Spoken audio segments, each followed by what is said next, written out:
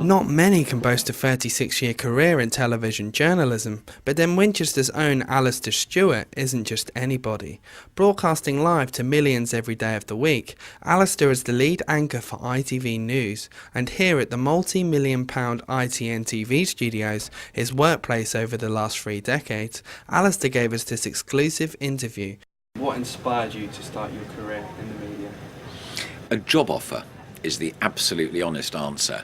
I'd been involved in student politics, and I appeared on the local ITV programme, which in those days was called Day by Day, went on to become Thames Valley News and whatever it is now, and was interviewed by a chap called Barry Westwood, who was one of the éminence grise of regional television.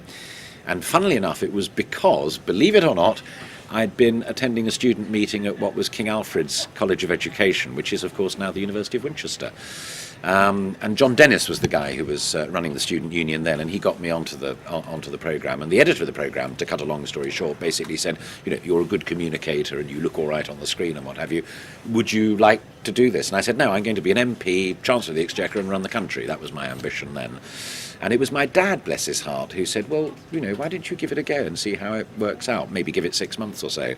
And that was 36 years ago. So I didn't set out to be a journalist. That's the odd thing.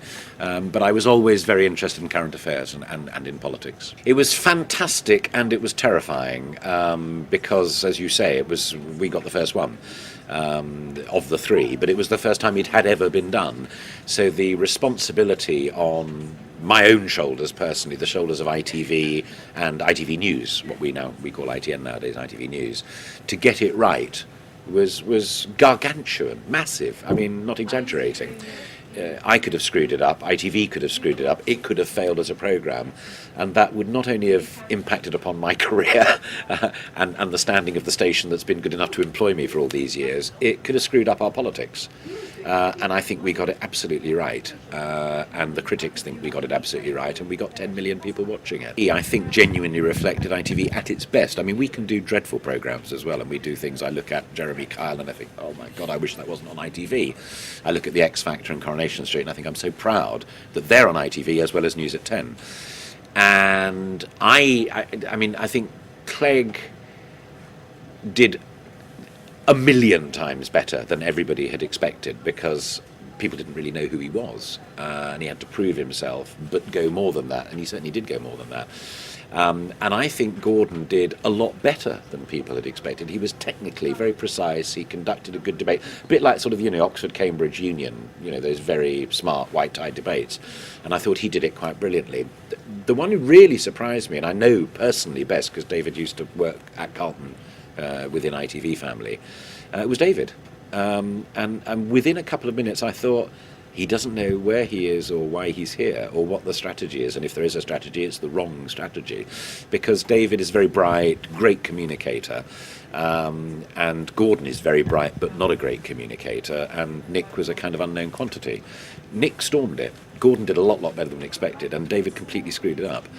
By the third debate, David knew what he was about and finally won it. Maybe that's a good thing. If you're like a boxer, there's no point in winning the first round if you're going to have your jaw broken in the 13th round. Better to do it the other way around.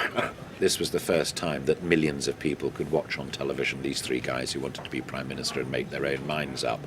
And at the other end of the scale is Lockerbie and the Shuttle Challenger, where these were just extraordinary tragedies. One was an act of international terrorism, one was a technical cock-up, but you're trying to guide people gently through something which is emotionally soul-destroying.